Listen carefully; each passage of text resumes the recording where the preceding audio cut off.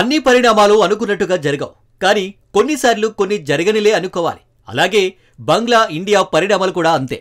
పాలకులు ఇండియాకు అనుకూలంగా ఉన్నప్పుడు ఒకలా, వ్యతిరేకంగా ఉన్నప్పుడు మరోలా జరుగుతూనే ఉన్నాయి. తాజాగా అక్కడ సుదీర్ఘకాలం పాలించిన షేక్ హసీనాను వెళ్లగొట్టిన తర్వాత జరుగుతున్న పరిణామాలు ఇండియాతో దూరం మనం రోజు చూస్తూనే ఉన్నాయి.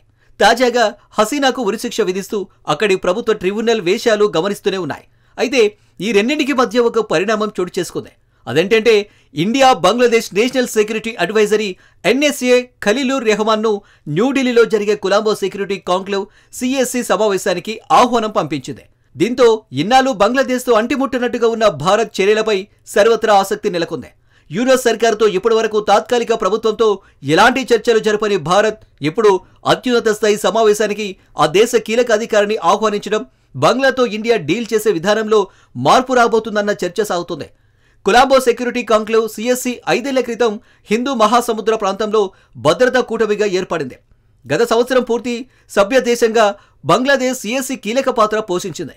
ఈ వేదిక ద్వైపాక్షిక రాజకీయ చర్చల కనిపించకుండా ఢిల్లీకి అవసరమైన భద్రతా సంప్రదింపుల కోసం దౌత్య రక్షణ కల్పిస్తుంది.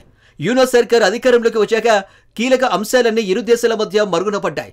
గంగా నీటి ఒప్పందం వంటి అంశాలు కొంతకాలం తర్వాత పరిష్కరించుకోవచ్చనుకున్న బంగ్లాదేశ్లోని పరిణామాలు భారత భద్రతపై ప్రత్యక్ష ప్రభావం చూపుతున్న వేళ మౌనంగా ఉండలేమని కేంద్రం భావిస్తుంది. ఇటీవల పాకిస్తాన్ సైనిక అధికారులు ఢాకా పర్యటన, చైనాతో రక్షణ సహకారం పెరగడం, జాసిముద్దీన్ రెహమానీ, లుట్ఫుజమాన్ బాబర్ వంటి అతివాదుల విడుదల అన్ని విషయాలను ఇండియా క్షుణ్ణంగా గమనిస్తుంది.